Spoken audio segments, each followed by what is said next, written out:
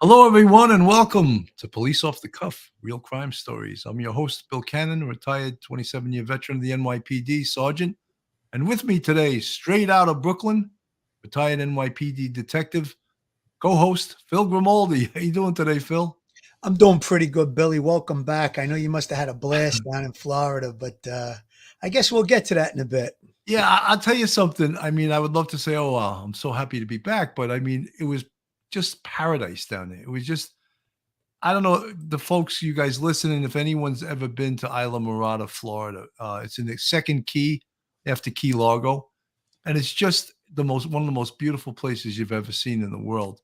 And I know a lot of you guys have seen these pictures that I'm going to show. Uh, I had the great fortune of catching a 72-inch, 100-pound sailfish, and Wow. that's it, the one we're holding right there. And it's such a thrill because when you hook them, these fish, they jump out of the water like it's unbelievable, and they fight like you would not believe. So when they run, like when they take a run, you can't fight them. You got to let them run. And you let them run. And then when they get a little tired, then you reel. Then you let them run again. And this took maybe 15 to 20 minutes. I fought this fish, and Wow. it's uh it's just an incredible experience. And looking at the water down there, I mean, it's just the colors of the water is just incredible. And it turned out that we had hired, and unbeknownst to me, one of the best captains in Isla Morada, this guy named Paul Ross. His boat is called Relentless. And it was just an incredible feeling. The next day, we went on a much smaller boat, a center console, and it was only 32 feet. And you get tossed around like a cork.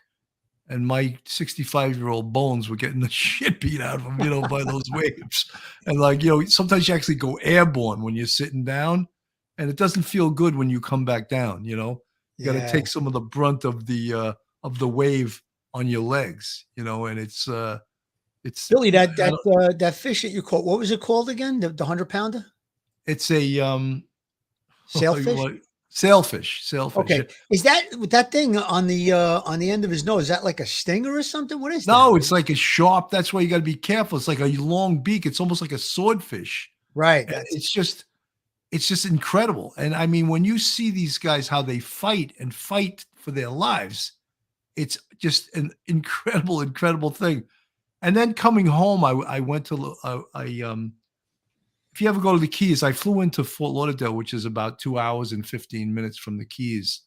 Uh, and you rent a car and you drive there.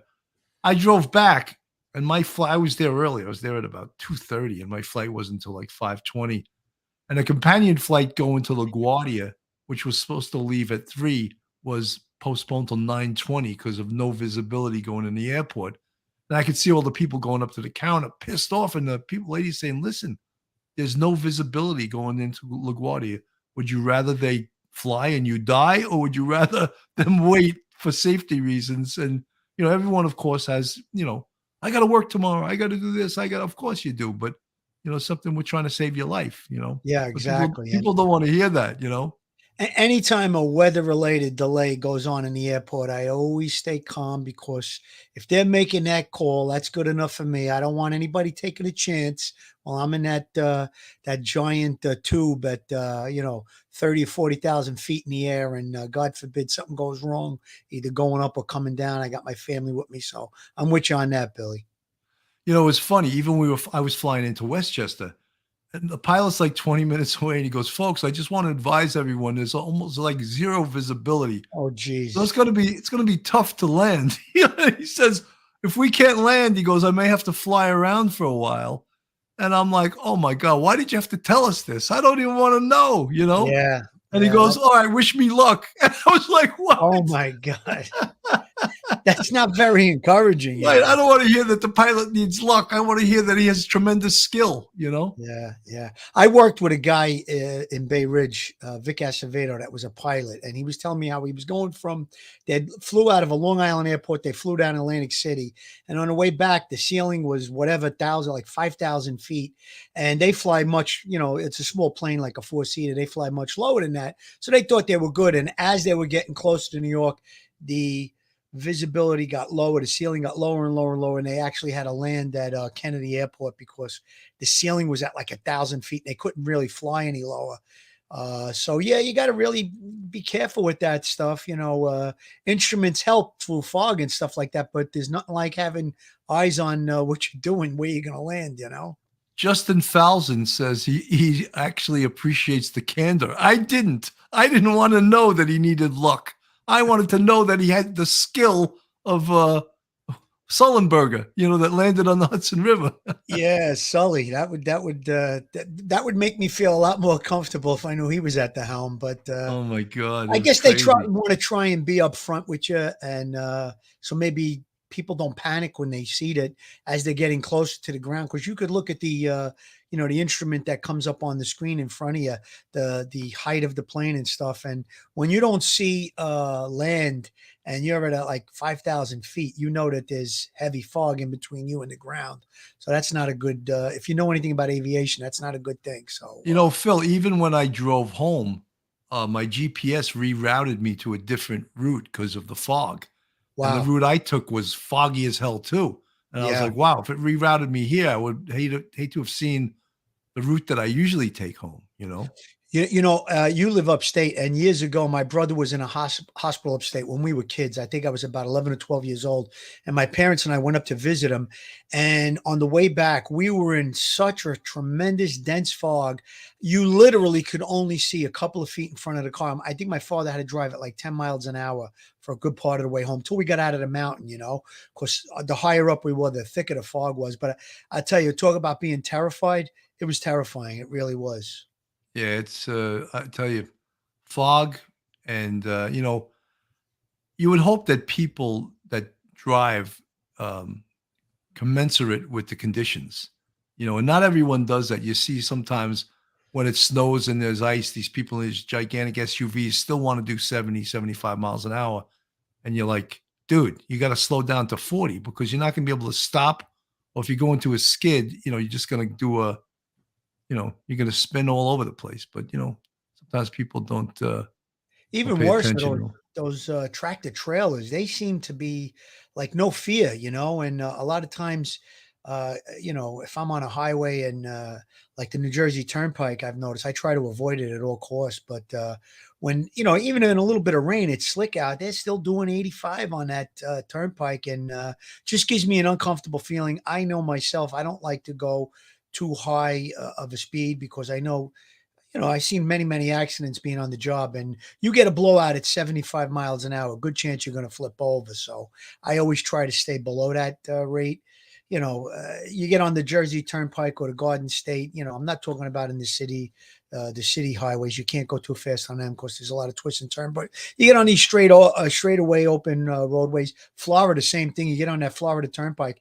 If you're doing 85, people are passing you. So, but you got to take into consideration. God forbid a mechanical error. You hit a spike in the road or something like that, or you experience a blowout. You're going to lose control of that car more than likely, and a very good chance you'll flip over. So I try to, maybe it's my age, I try to slow down a little bit, especially in rain, snow, any kind of crazy conditions. Well, that's and people in Florida, crazy drivers. Folks, this is Police Off the Cuff, real crime stories. And if you're not subscribed to us, please go on our YouTube, hit that subscribe button, give us a thumbs up, ring that bell.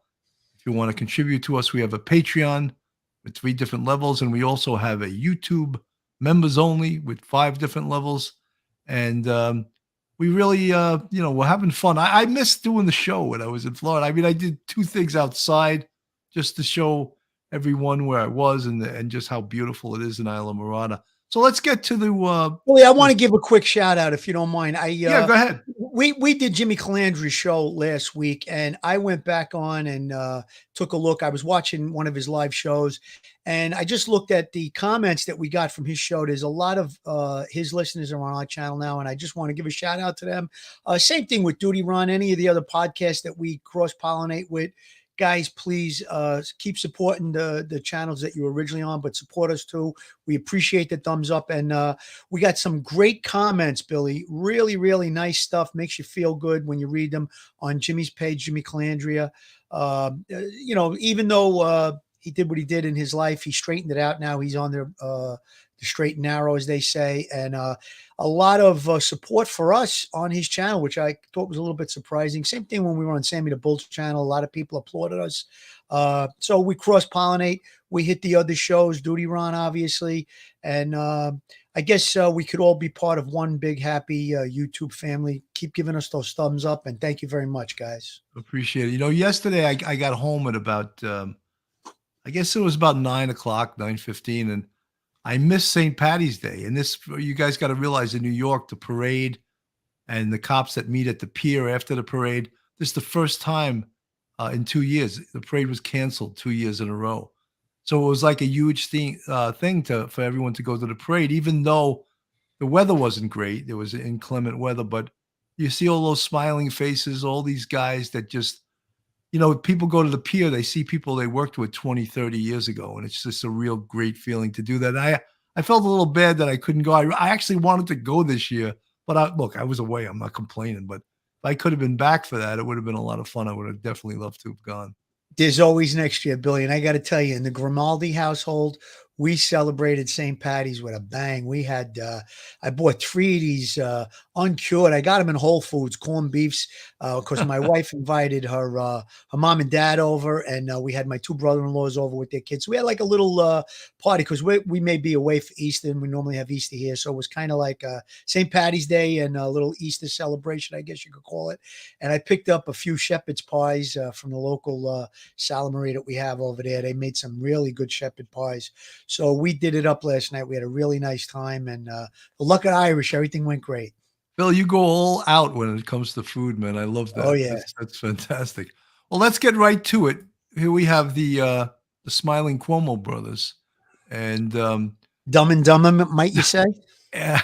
Andrew Cuomo, the former governor, is making a little waves in regards to possibly running again. And he would either have to run as an independent if he couldn't get the Democratic nomination, which would be tough to do because the current governor, Governor Hochul, she will obviously get the nod, but he could destroy the whole race and run as an independent. And to tell you the truth, I think it's crazy, but I think he could still possibly win. Everything he did, all what we consider almost crimes. I mean, the whole nursing home scandal where 15,000 old people died of COVID because he refused to put them in that hospital that Trump put along the river, and he put them back in nursing homes, and 15,000 old people died, which was a really horrendous decision on his part. The other thing was writing a book, taking a $5.1 million or getting paid $5.1 million for the book and using state employees. That's totally illegal. He was ordered by the state attorney general to return the money. You think he's returned the money? I doubt it. Does the law just apply to small people, or does it apply to the bigger people too? Billy, I really hope and pray that they forced him to return that money, because those 15 people that died, it was unnecessary. Instead of switching gears, there may have been a logical decision made at the time, not knowing what this horrible COVID that we went through, not knowing about it, not knowing how it was going to affect people. But it was clear early on that was a tremendous mistake, and they could have switched gears, and they didn't. However, they tried to never admit to making a mistake or not knowing, being uninformed about the situation. They lied about the numbers. They held back the numbers. It was just released in the last day or two about the fact that the numbers were skewed. But I just want to show something. This was today's post, and you have pictures of the governor. He's at it again. He's already kissing women. That's one of the things that they put in there. And I think that it's a 2-page article about him possibly running again. And I think what he's trying to do, I'm going to read between the lines a little bit. I don't think he would have a tremendous advantage over Hochul. He's really playing the field. He's talking about how he's the one that instituted bail reform. He wants to remove bail reform and maybe, reform it and go back to a bail system. So there he is contradicting himself.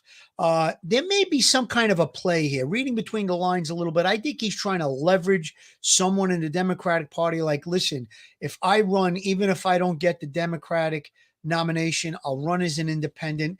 That'll offset some of the people voting for me, and it'll split the vote in the Democratic Party, and the Republican might get in.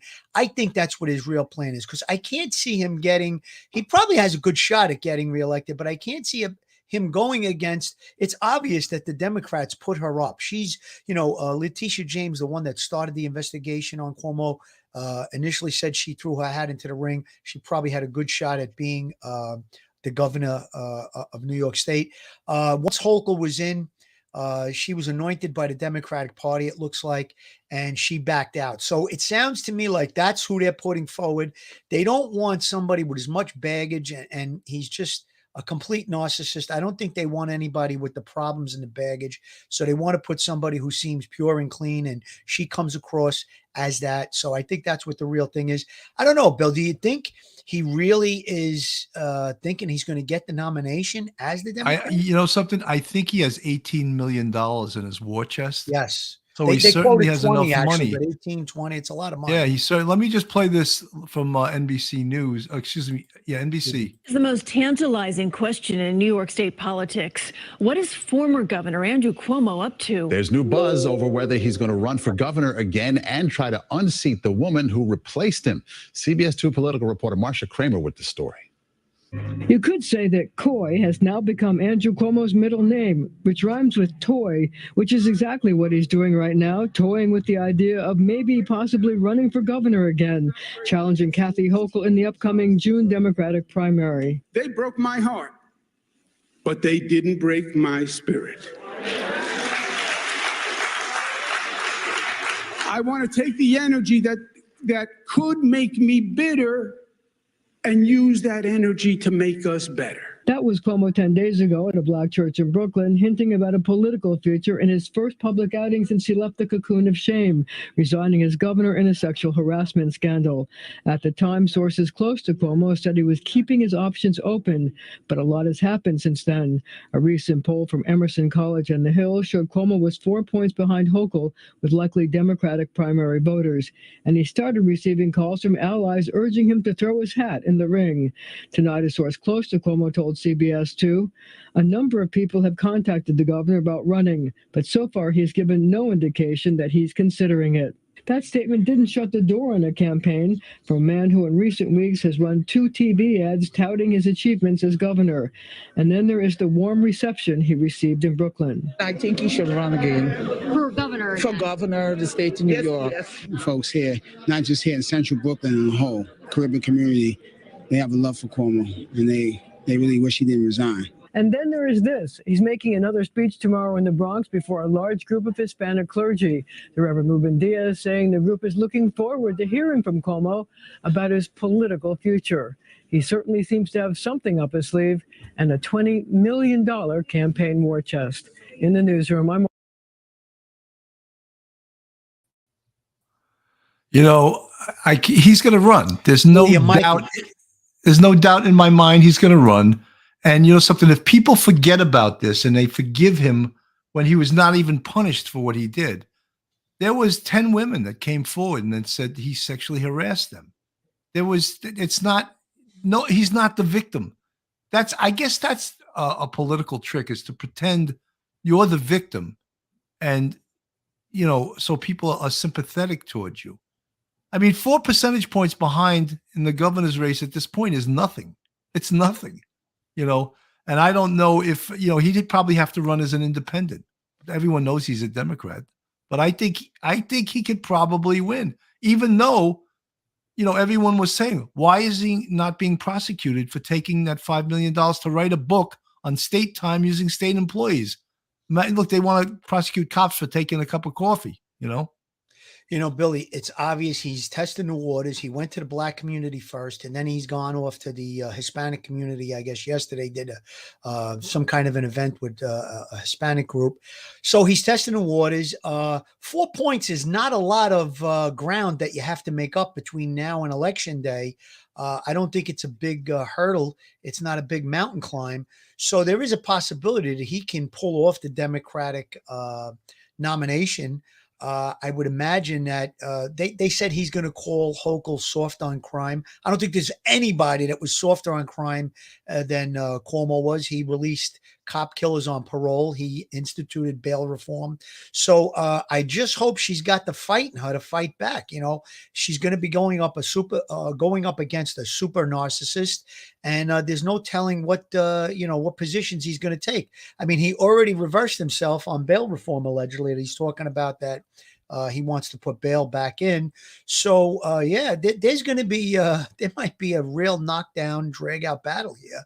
And again, like I said, he could be trying to leverage the Democratic Party for some other position somewhere in the United States. Maybe, I don't know, maybe something in the Biden administration, but he's definitely jockeying for position. And I don't think we've heard the last of him for sure. Let's get to his brother, Chris Cuomo, who has his own problems also. AKA Fredo. Fredo, yes. Let's play a little bit. And the reason why, well, it's pretty interesting. So let's talk about it. Jeff Zucker announced his resignation yesterday, saying that as part of the investigation into Chris Cuomo, it came out he was in a consensual relationship with his closest colleague at CNN, and that he failed to disclose the relationship when it began, even though it's required.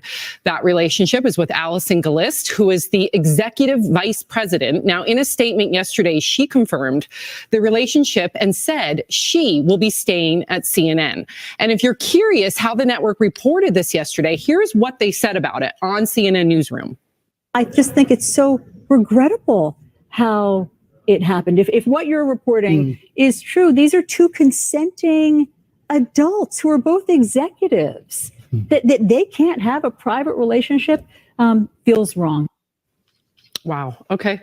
What do you think? No, Al? they can't. There are rules, and you have to disclose it. And honestly, I'm a proponent of the fact that most people do meet their spouse at work. You're together a lot. You probably have a similar backstory. You probably have similar goals. And if you find somebody that you're that compatible with, that you think they're attractive, it makes sense. But I do understand that these rules are in place because people do take advantage. People do move people up before they're ready because they might have a particular relationship with them.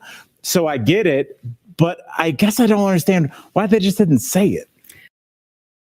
This all came out during the investigation into former CNN host Chris Cuomo. And some are reporting that Chris was the one who blew up Jeff's secret relationship. This was even brought up by CNN in its own report. Watch. Cuomo was fired in December, and he is not going out quietly. He was fired, and there were reports that he wasn't going to get paid the millions of dollars that were going to be on the remainder of his contract. So as a source said to me earlier today, he was trying to burn the place down. He was going to court trying to burn the place down and claiming that he had incriminating information about Zucker and Gullist. I mean, I don't know if he's trying to burn the place down. I think he's trying to use his leverage. If you feel like you're being fired unfairly for almost like a moral clause, he didn't do anything illegal, as far as I know, but he definitely broke their rules. He knew that he was going down, but he's like, you guys did stuff too. And since no one stepped up for him, he's like, okay, well, we're all going to get on this life raft and we're going to get off this boat. And I mean, I don't think it's right. I don't think it's right. I think it's basically revenge porn for work. Right, but I wouldn't want to ruin all your livelihoods because I had a bone to pick with my boss. Maybe I would take it some other direction, but I wouldn't want to burn down y'all's building because you guys all have families. So I don't think that was right either. I don't think that's what actually happened. Like, just to play devil's advocate, because it's not so much that, it's that Chris Cuomo was stating that Zucker knew what was going on, and Zucker's like, no, I didn't. If they actually had, and then also in terms of the payout, if there was an agreement made and he let Chris Cuomo go and didn't have his back at all, then he's like, yeah, you are in the breach of our agreement. Right, but what about the collateral damage of all the people that work there because their ratings are down? No, well, I mean, that could be, are we blaming it all? I mean, they also lost their... You know what? I think all these journalists, what they're missing is a word called ethics. And you know, they always talk about journalistic ethics. And Chris Cuomo was using his power as an anchor for CNN to intimidate people who were witnesses against his brother. And then when he gets caught and fired, you know, usually on the police department, when someone goes down, you admire the fact if he's a stand-up guy and he goes down, you know, he takes one for the team. How many times have you heard that, Phil, right? Absolutely. He takes one for the team. But he's so not a stand-up guy, Chris Cuomo, nor is his brother Andrew. Andrew, who is the victim of these 10 women that accused him of sexual harassment. And now Chris getting caught in, totally unethical behavior. And then because he gets caught, now he's gonna rat on everyone else. That's, for lack of a better word, that's what he's doing. Absolutely, Billy. I think that reporter made a great point that, even in the police department, there's certain protocols and rules that you have to follow. So if two people fall in love, you're supposed to bring it to the attention of management. That's, I think, the point he was trying to make. Now, if you have two people in a radio car, male and female or whatever, and they fall in love and they become an item and they're dating, they're supposed to, go to the commanding officer, let them know. So that way, God forbid, husband and wife or boyfriend and girlfriend wouldn't be hurt or killed in the line of duty. And there's other reasons it could cause, it's a conflict to have people who are working in a radio car or answering calls or, doing police work. And, they need to be independent of one another. If they're so-called, involved in a romance, it's just, it's a breach of protocol. So I think that was the point that reporter was trying to make. But with regard to Cuomo, he's got this lawsuit. I just want to read page 6 in the Post had something yesterday. Lawyers for the disgraced newsman and brother of former Governor Andrew Cuomo argue that Chris has been damaged in countless ways by being unceremoniously fired late last year. The filing says the amount of damages is based on the lost back pay, bonuses, future earnings, and to the tune of $110 million. What Cuomo says former CNN boss Jeff Zucker violating Cuomo's contract by disparaging him. Now, I think that, this story goes on to say that Cuomo was fired for helping his brother. And it basically says that the people at CNN knew that he was helping his brother. The bosses all the way up to, the top at CNN knew about it. So the highest level executives not only knew about Chris Cuomo's involvement in helping his brother, but they also actively assisted Andrew, both through Chris and directly. So I think that there's going to be a really good case if all of that stuff can be proven, that they knew that he was advising his brother. They actually assisted and helped. If those things can be proven, I think he's going to have a great lawsuit on his side. And I'm not a proponent of Chris Cuomo, but it sounds to me like, the little bit that I do know about civil law and about law in general, it sounds like he's got a good case. One last thing, as CNN has admitted, network standards were changed in a calculated decision to boost ratings. When those practices were called into question, Chris was made to be the scapegoat. So again, if they could prove those things, that they changed protocols and, they violated their own standards of journalistic standards, he's going to have a good shot. And it sounds like the House of Cards has fallen in on CNN when you had Jeff Zucker resign and caught up in this other scandal. And, I guess ethically that one reporter did make a point that, I wouldn't want to hurt other people, but, he was sort of tainted in the news business. I very doubtful he's going to get a big job like he had at CNN with a big contract like that. So again, those are the things that will be weighed out in a civil suit. Phil, one of the things that amazes me is that how these third or fourth parties come out of the woodwork and just absolve these people of things.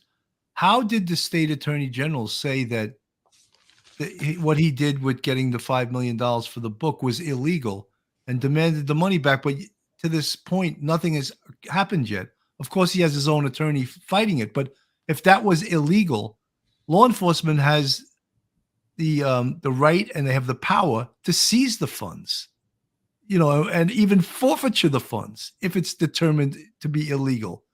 And it's just incredible. In fact, he was supposed to take a collar upstate New York for one of the women who said that he groped her, and it was a sexual abuse misdemeanor. And all of a sudden, it disappeared. When does a misdemeanor collar? When does the decision to make that arrest go to the district attorney's office instead of the law enforcement agency that's going to make the arrest? Have you ever seen that in your career? No, absolutely not. I think an arrest should be made, bring all the information forward. Now it's on the district attorney's lap if they decide that they don't want to prosecute the case. So law enforcement does their job. We feel that there's enough to make an arrest. They should do it and bring it to the district attorney. If the district attorney, the prosecutor, whatever it is in that county, says, you know what, we don't think there's enough here, and they can give their reasons. And now the spotlight and the onus is on them. That arrest just totally disappeared. And I would like a follow-up report on that. Why did it disappear? How did it disappear? Who made the call? What top law enforcement official said, oh, no, we're not going to make an arrest on this?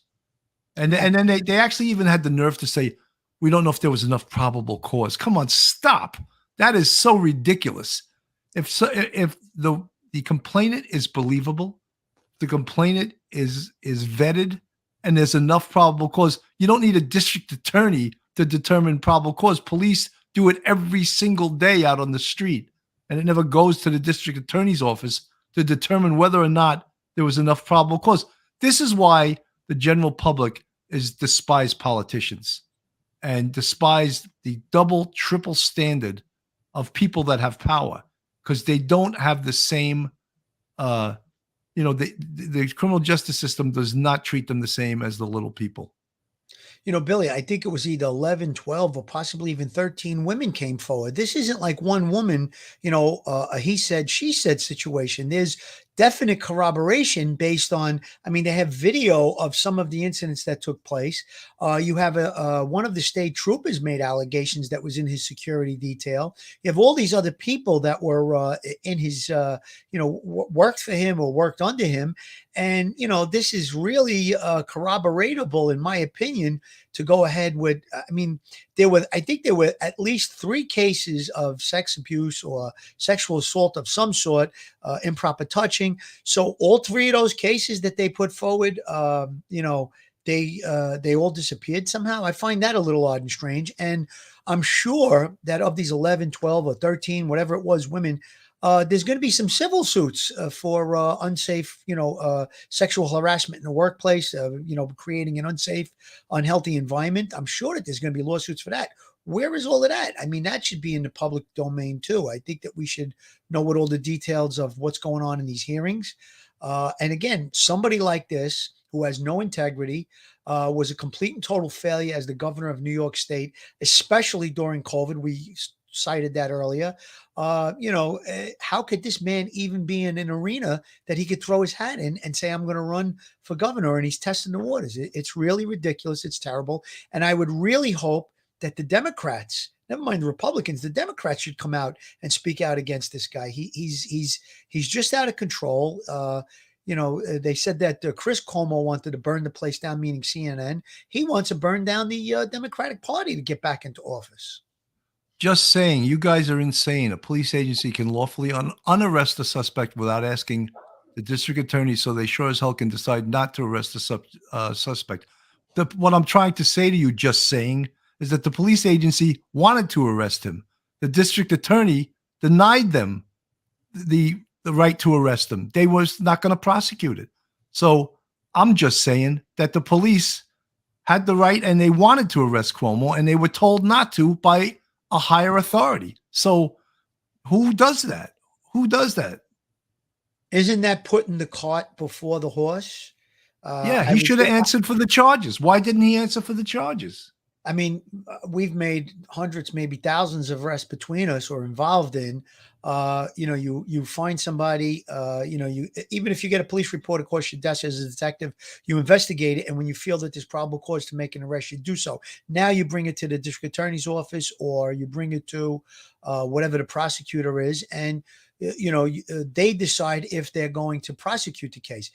Like I said, that takes the onus off of law enforcement. It puts it on the prosecutor. The prosecutor turns around and says, you know what? We don't think that this is a good case. We don't think there's enough evidence. We're not going to prosecute it. And, the police department would really place themselves in a predicament if they arrested somebody without probable cause. So I think there was quite a number of areas of probable cause in this case. And I agree with you, Billy. I think an arrest should have been made.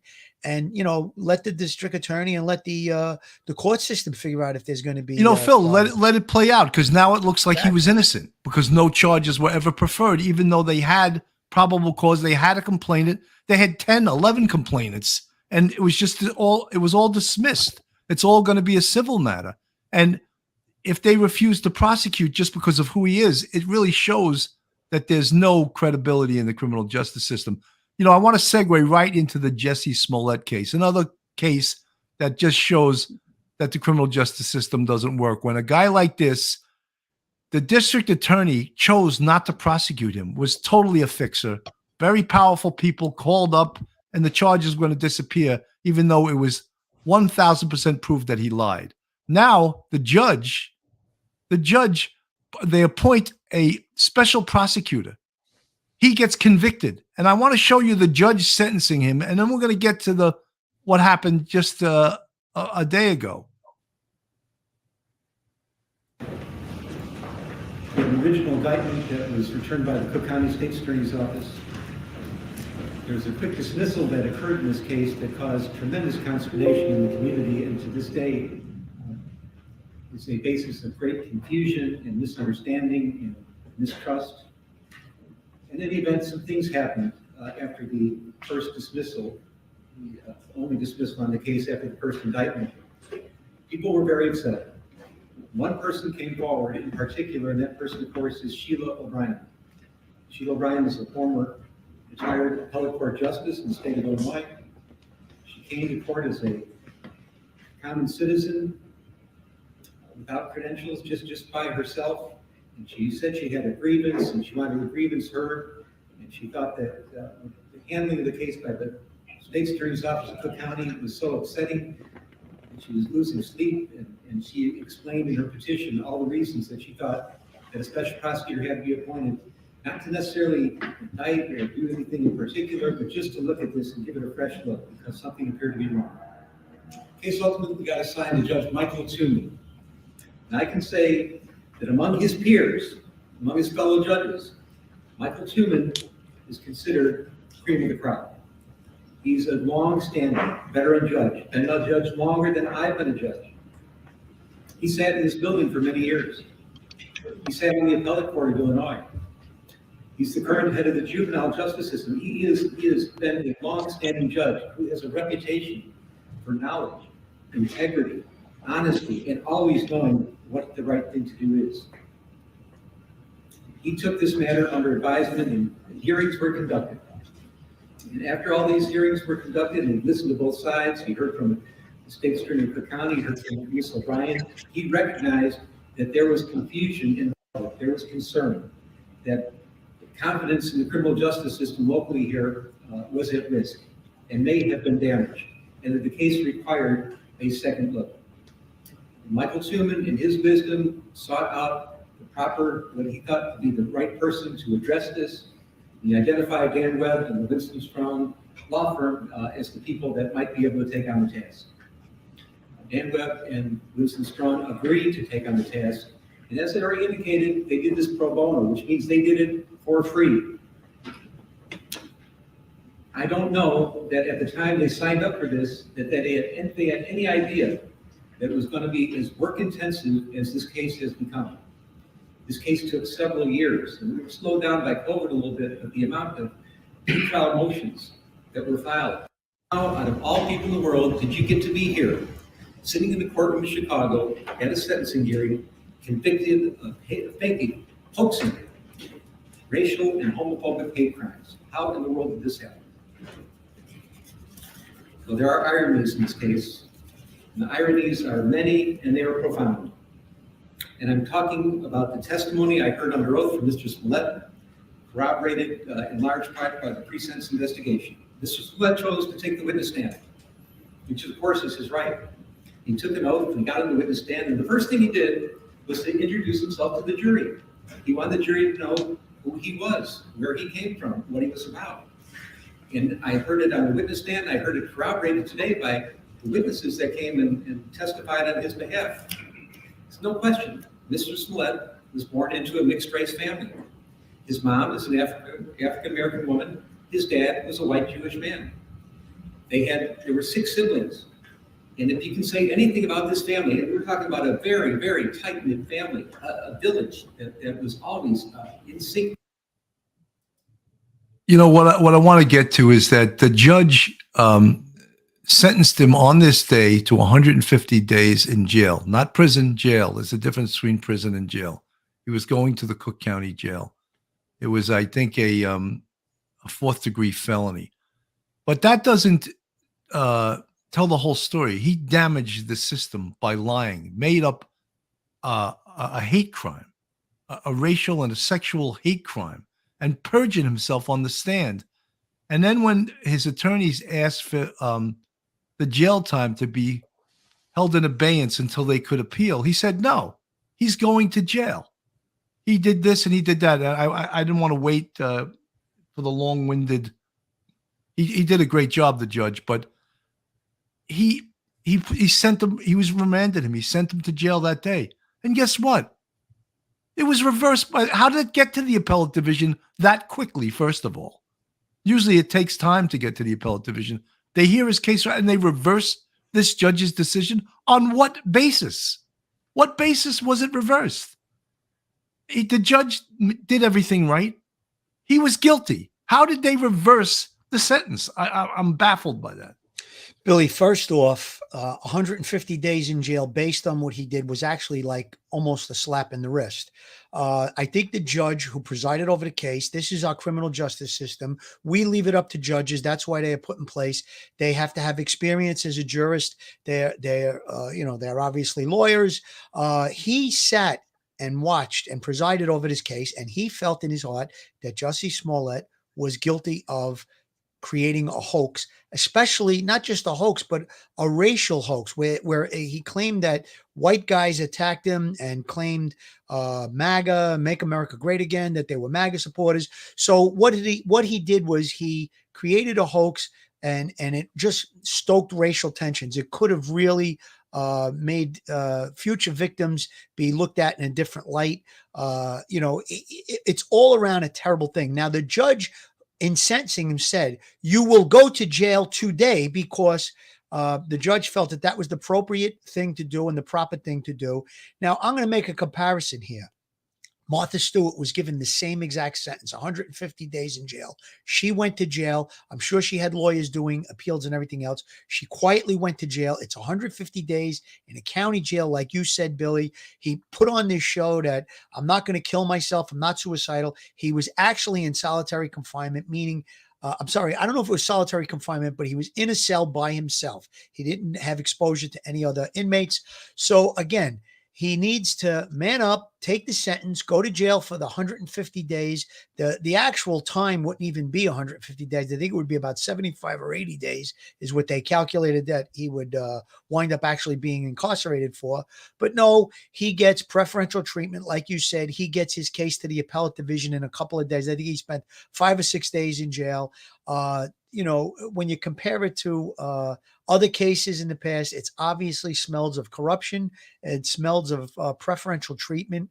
And they walked him out of jail like he was some high security threat person. He was surrounded by some guys. I don't know if they were Black Lives Matter, who actually says that they still believe that he's innocent. So again, it's all theater. They're putting on a big show. I just feel terrible that the judge, who did a great job in this case, was overruled. And I think the main part of their appeal is that the appeals process is going to take more than the 150 days to go through the different steps that it has to take. So therefore, it was unnecessary for him to stay incarcerated while the appeals process takes place. A lot of times it's one way or the other. Sometimes people are afforded the opportunity to stay out of jail during appeals process, and sometimes they aren't. I think this is an egregious case, and I think that the judge had it right by asking him, or not say asking him, ordering him to jail on that day that he was sentenced. Kim Alliston, we're living in times that evil is called good and good is called evil. It is appalling. Let's pray things turn around soon. Absolutely. Lieutenant Pete, good to see you in the chat. Always good.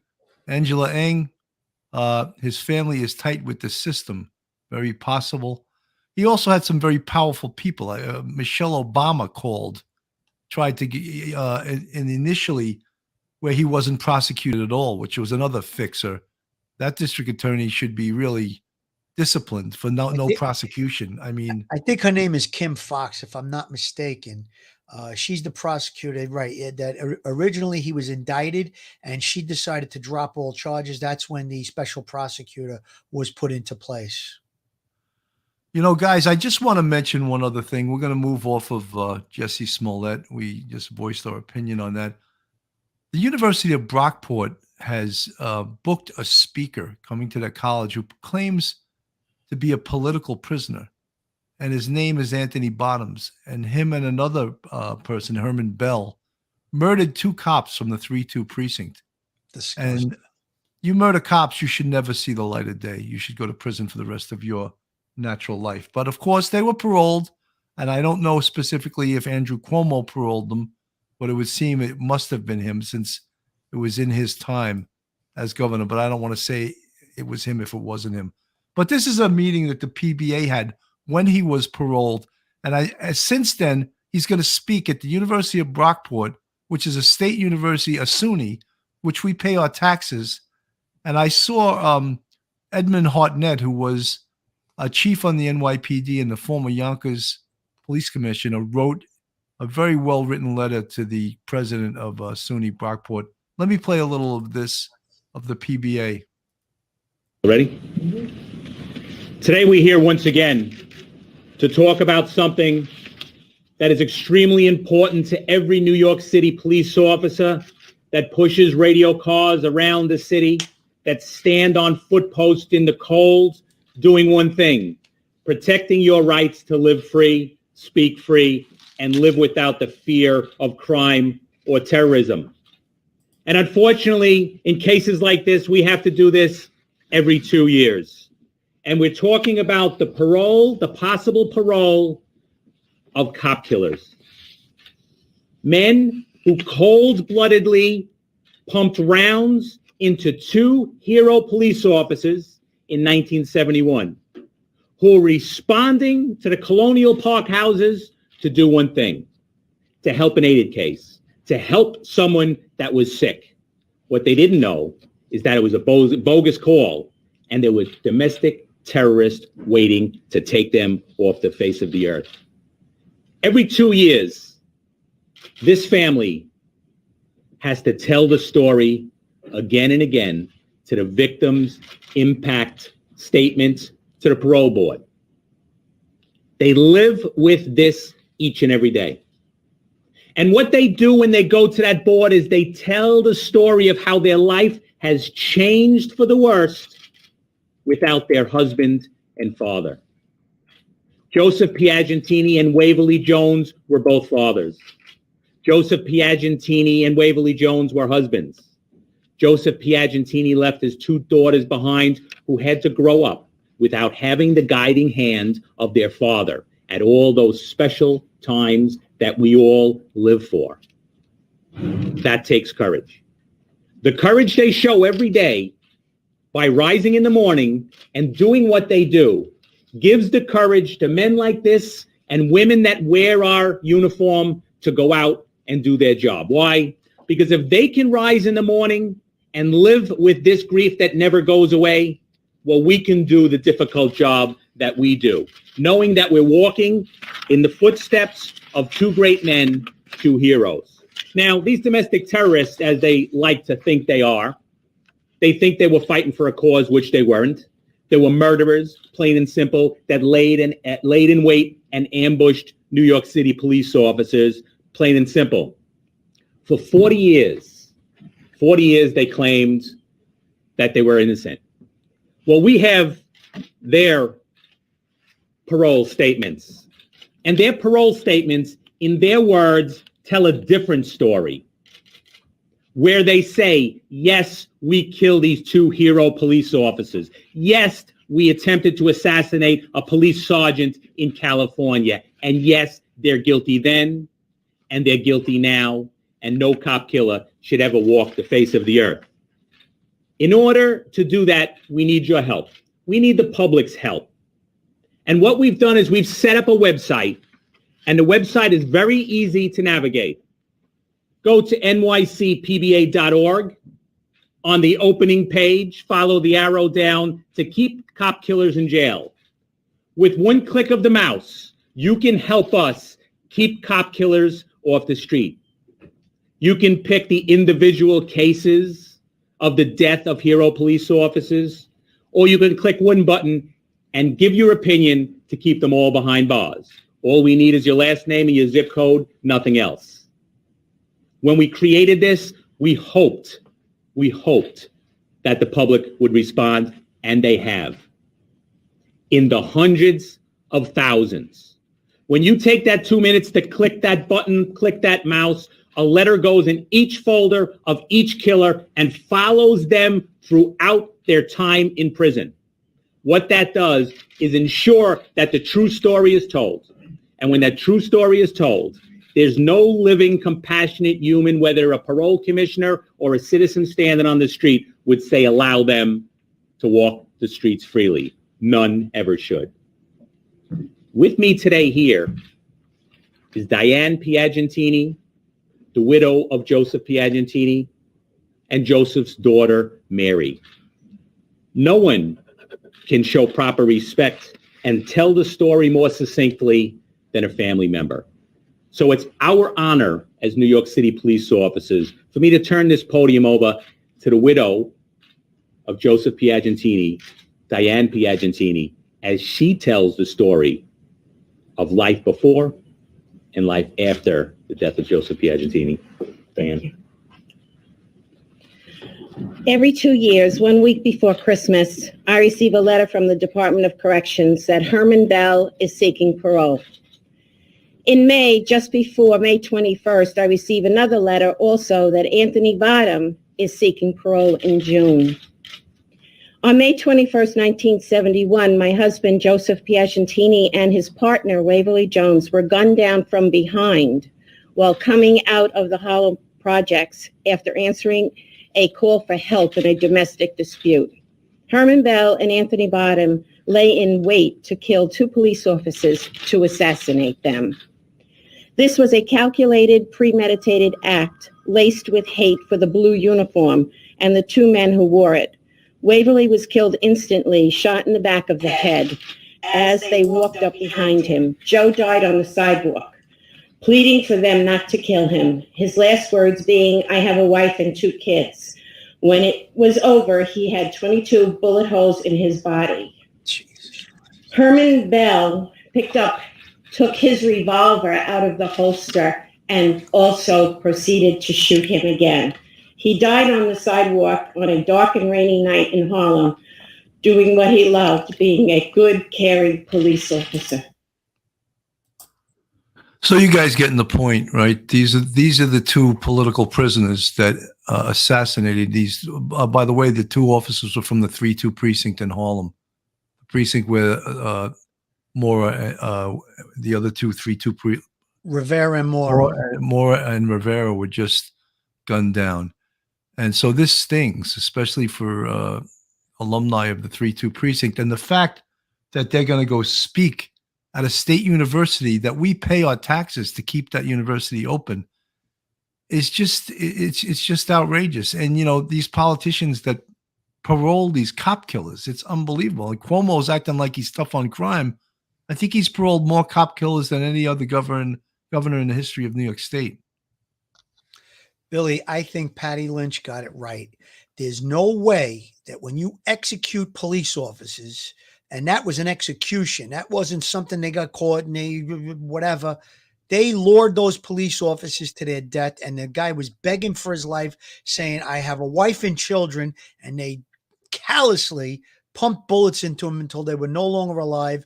And then they took his own gun and shot him with his own gun. It's disgusting. It's immoral. And I think Patty Lynch got it right. They should never walk free on this earth while they're alive. It's disgusting. And any college or any university that wants to have them to speak, I think that they're doing a disservice to the people that they try to teach their students, their staff. It's disgusting, and they're doing a disservice to the people of the state, and they're doing a disservice to the people of the country. It's disgusting. These guys do not belong anywhere but in a jail cell.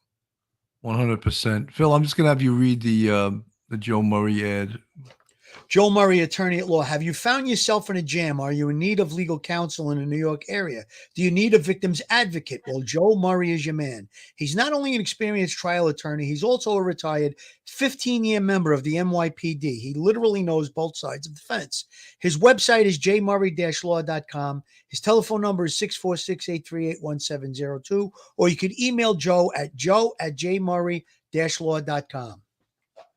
You know, folks, these are upsetting times for police officers in this city. You know, the two officers, Rivera and Mora, that were basically executed in the 3-2 precinct. And then to have these two paroled cop killers who also killed in 1971 two cops from the 3-2 precinct. It's just, you shake your head as to why. And then when society feels it's okay to have them act like they're political prisoners when they're really just stone cold killers, is really disheartening and sickening, you know. And it's anyone that wears that badge, carries that gun, you know, drives in a radio car, they understand what I'm talking about. Police officers have a different view of the world than many people could because of what we have seen, you know. And this is just a very sad situation, but I just thought I had to bring it to everyone's attention in case you haven't heard about it. And, you know, SUNY is standing resolute with their decision to allow him to speak. You know, if you're going to allow this guy to speak, why don't you have someone that rebuts who he actually is? Let someone from the other side come in and say, no, you're not a political prisoner. You're a stone cold killer, you know. But I don't think they want true dialogue. I think they want to push this left-wing agenda, which is really sad. You know, Billy, I just hope that everybody that listens to our show, all of our subscribers, people who aren't subscribed but watch, go on that site, click on it. It's two things you got to put in: your zip code and your last name, and it will definitely help. It's basically a petition. You know, let's try and stop this nonsense. I mean, you cannot allow cop killers to be walking the streets. And Patty Lynch mentioned during their parole hearings, they admitted that they gunned down these two officers. So, I mean, what more do you need to say, you know, enough is enough already? You know, we can't have this. We're showing that you can kill a cop and then be freed and be, you know, lauded as a speaker in a college someplace. Come on, it's making me nauseous just thinking about it. So anybody that's listening, any of our subscribers, go onto that website and click on it, and you'll be supporting your police and you'll be supporting us, and we really appreciate it. Well, folks, I hope you enjoyed the show today. Tuesday night, we have a pretty interesting guest, and I'm going to show you his book. It's called Storefront Sting, and he's an ATF agent who was an undercover. And you can see he looks like a pretty scary guy. He looks like a biker, and those other two guys in this picture are also ATF agents. And his name is Lou Veloz, and he's going to come on the show Tuesday night and talk about his life in the ATF as an undercover. And I think I read the book. It should be really interesting. You know, every time we have a guest on that wrote a book, I'm the one that has to read these books, you know. So I'm reading as many books as I possibly can, but it's unbelievable. You know, should be an interesting show, Billy. Obviously, undercover work is probably one of the most dangerous, difficult jobs that you can have in law enforcement. And I guess based on what you read, we should have a really interesting show with him. I'm looking forward to that myself. Undercover work is obviously very intriguing, interesting, and as I said earlier, dangerous. And guys, we had the king of all undercovers on like 3 different times, Joe Pistone, aka Donnie Brasco from the movie, and he's the best. He's the dean of all undercovers that ever worked undercover in this country, and we were privileged to have him on 3 times. You know what I love about it, real quick about Joe Pistone, I love his demeanor. He's so like level, you know. He doesn't up down. He's very, very smooth, and I'm sure that's how he was when he was in his undercover life. That's why he was successful. And Yeah, he has exactly, that even keel. I could never be an undercover. I'm too, too excitable, too type A. I don't have that just. I'd be like, what? I give myself up too much. I'd be like, I remember one time I was working in anti-crime and I was following these guys who were doing a front break, and I couldn't get a good eyeball on him. So I walked by him and the guy says, "Hey, officer." And I did the little dip, and I was like, oh, a front break, just for everybody that doesn't know, that's when a commercial location like a storefront, they're breaking in through the front. That's basically what you were saying. Yeah, they used to use the caps from the fire hydrants, and they would throw it right through the window. Yeah. Break the plate glass window and then just go in and fleece the place. And they had the cap in their hand. Yeah. And We had burglars that would be a bunch of kids, and you know how the metal roll down gates come down. They would come and they would hang out in front of a location. They'd be bopping, and all of a sudden they'd all just lean down and lift the gate. And one guy would be behind him. He'd slip in, and then he'd go break the window and get in. And they'd be hanging out with a boom box, and we'd be watching, and then we'd wait for them to come out and then throw on the bracelets. Made a few of those. Yeah. Folks, it's really good to be back home to do these shows for you guys. I missed doing it with Phil, and we're coming up with some new guests, some exciting guests. And we just want to thank you guys all for your support, and have a safe day. And thank you today for listening. Stay safe, everyone, and looking forward to those next shows that we got coming up. Give us the thumbs up.